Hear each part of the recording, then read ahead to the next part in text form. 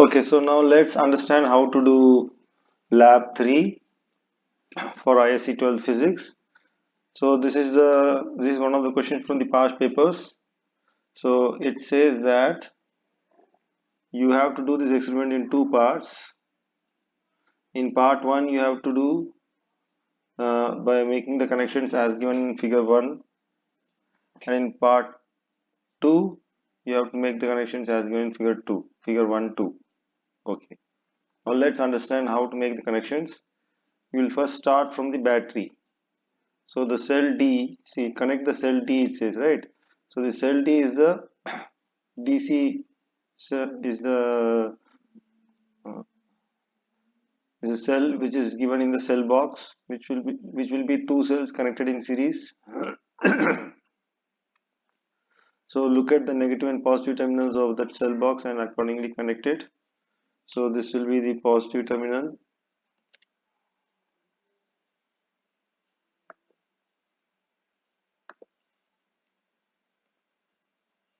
and this will be the negative terminal.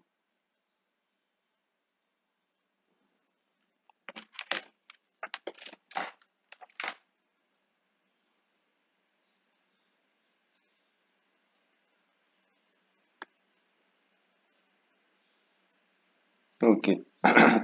So immediately to understand the circuit, visualize the direction of current in this circuit. So current will come out of the positive terminal like this, go like this, through the key, through the rheostat, enter the ammeter, and then back to the negative terminal of the cell. Then it will also go into the voltmeter like this. But the current through voltmeter will be negligible because resistance of the voltmeter is supposed to be infinity. Now the terminals of the ammeter also can be identified. Current should always enter through the positive terminal. So this will be positive terminal, this will be negative terminal. Now based on this circuit diagram, we can make the connections. You have to start with the resistance of rheostat at maximum, and then note down the current and voltage values by changing the position of the rheostat till the minimum. So you will get a table like this.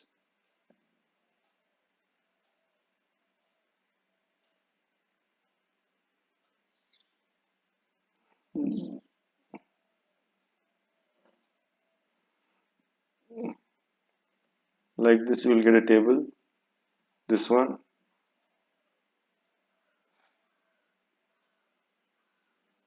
So as you can see that as the resistance decreases, the current will increase, and as the current increases, the potential difference Vd decreases. So now let's understand why this happens. So if you look at the circuit, let's apply the Kirchhoff's voltage loop rule. So let me draw it here in bigger detail. This will be the voltage D, ammeter A, rheostat E, and then a voltmeter in parallel with the cell. So this voltmeter is going to measure the potential difference across the cell. Now a cell produces EMF. In this case it may be something close to 3 volts since each cell is 1.5 volts and there are two cells in series, and it also has internal resistance. So we'll denote it by small r. So inside the cell, when a charge passes through the cell, it gains an EMF of E and loses a potential difference of I times small r.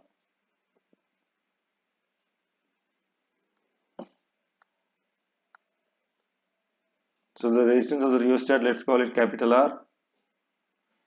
So now if you apply Kirchhoff's voltage loop rule, let us say the positive charge starts its journey from this point and goes clockwise. This is loop 1. So first it goes from negative terminal to positive terminal. So the EMF increases by E.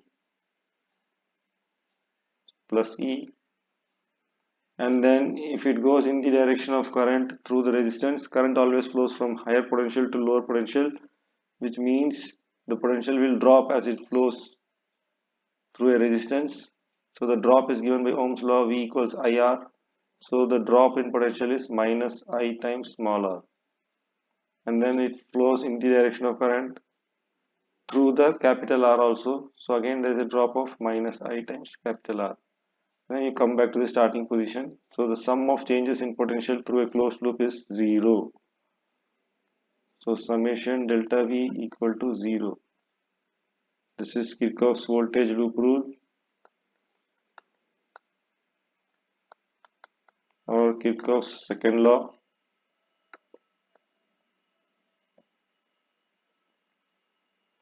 Now let's see what is the voltage which is being measured as Vd.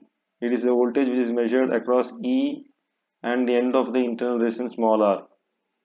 And that potential difference would be from point, let us call this point A to point B. So potential at A minus potential at B is only measured as potential difference VB by the voltmeter. Agreed? I mean VD, sorry.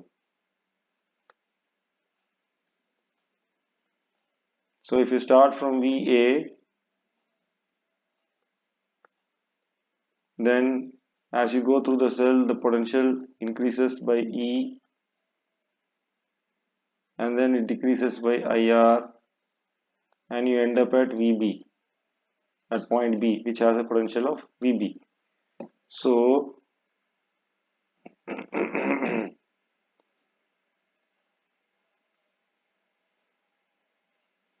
do you understand what I have done here?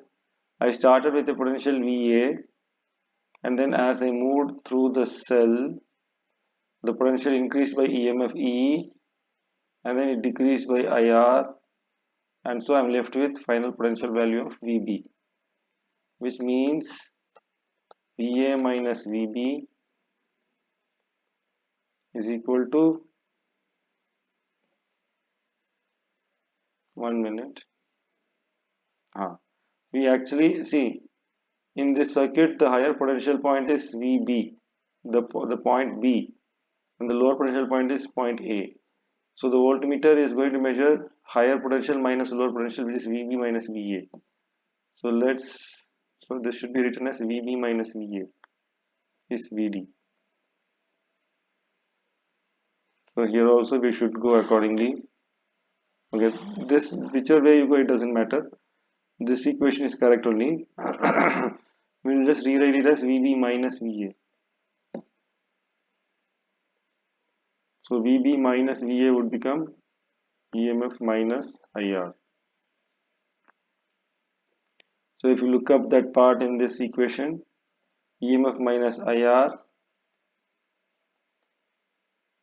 which is voltage across D,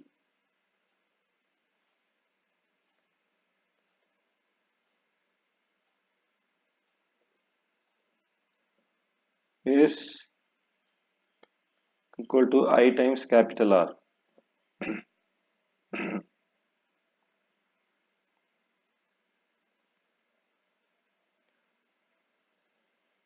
So since we are changing the value of capital R in our experiment, let's replace capital R with VD.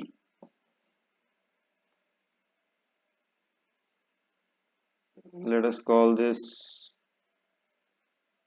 equation 1. Let us call this equation 2. So 2 in 1 implies EMF minus IR equals VD. So now we are measuring VD and also the current I. So you get VD equals EMF minus IR. So if we compare it with Y equals mx plus c,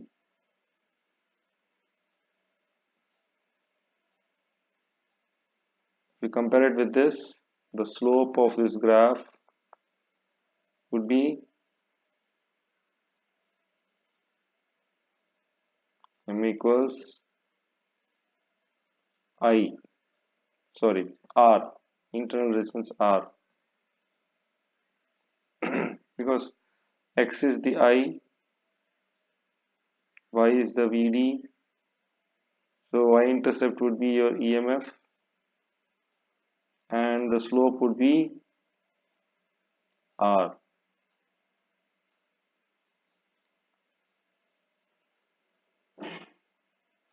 So this would turn out to be a negative slope.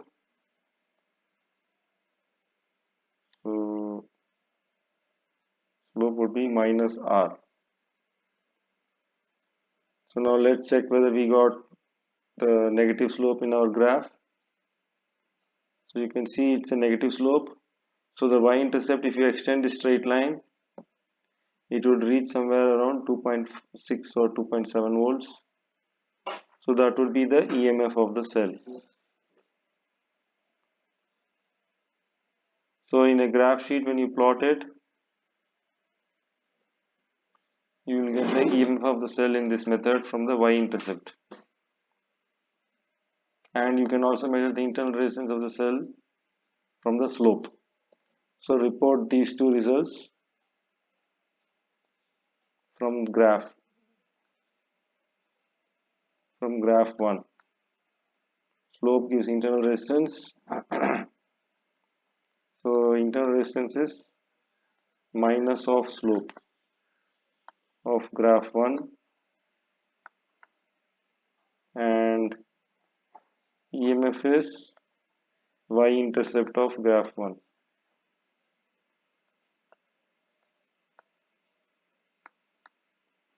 Sorry, graph 1. Now similarly, let us see what happens in part 2. So in part 2 you have the same circuit, but you have one more cell of bigger voltage connected in reverse with the existing circuit of part 1. So let's quickly draw the circuit diagram and understand what is happening in that.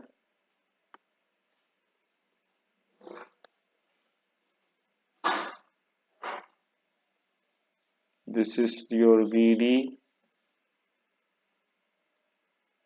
to which you connect a voltmeter.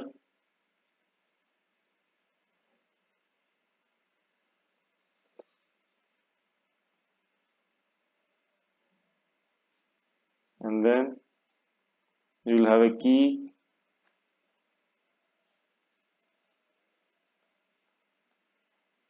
then you will have VC, which is a bigger voltage,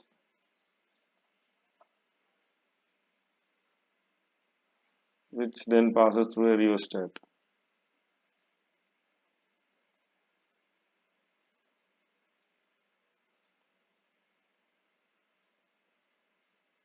And that is connected to an ammeter, and circuit is closed.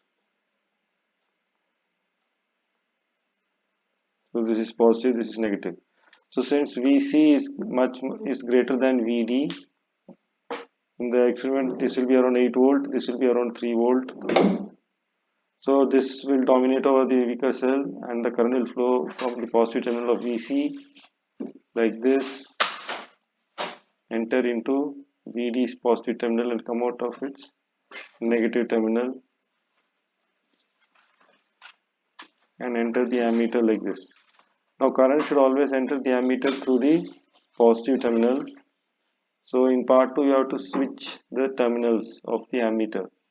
So now this will become positive, this will become negative. So again, considering this as loop 1, if you consider the journey of a positive charge from this point in anti-clockwise direction like this, let us see what happens.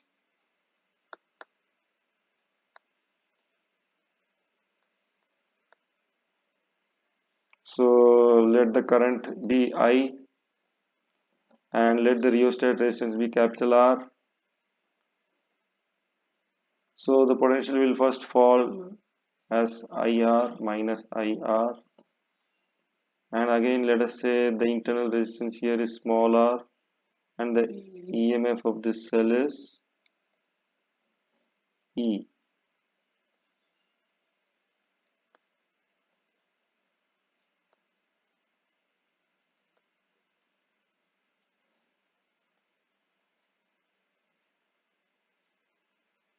So this is the cell, dry cell.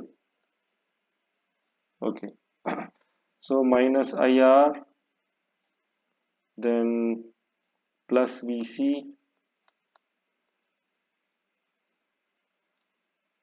then minus, then again minus I times small r minus EMF, because now you are traveling from higher potential to lower potential terminal, positive to negative terminal of the dry cell, and then you come back to starting position. So this whole change in potential will be equal to 0. So again we are measuring the potential difference between. So right now the current will flow like this only. So this end is B, this end is A, and we are actually measuring VB minus VA as VD. The voltmeter measures VD as VB minus VA. So let us start from VB.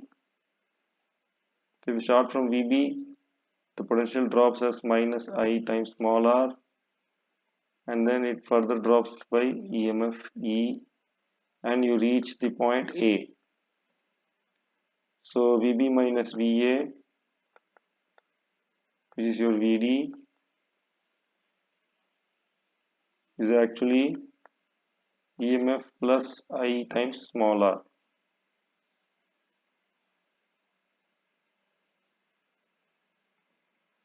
So now you have the relation that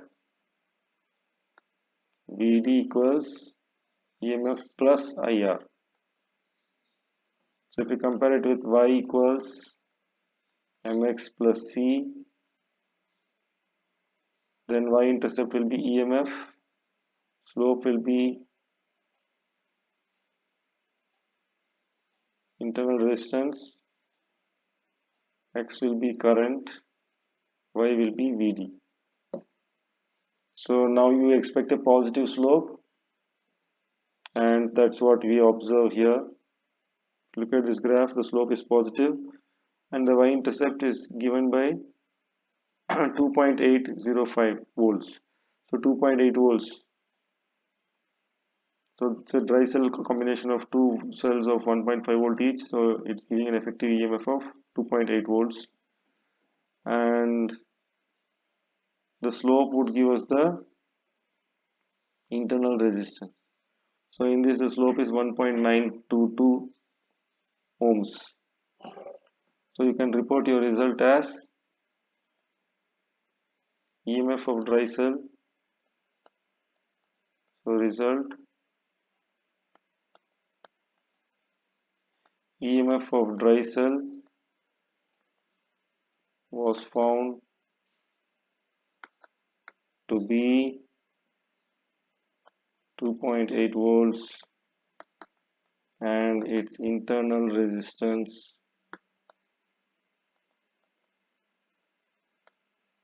was found to be 1.9 ohms. This is from graph 2. Similarly, you can write the result from graph 1 also, so that you can compare the two. Okay, this is from graph 2. Similarly, write the result for graph 1 also. Both should be more or less similar.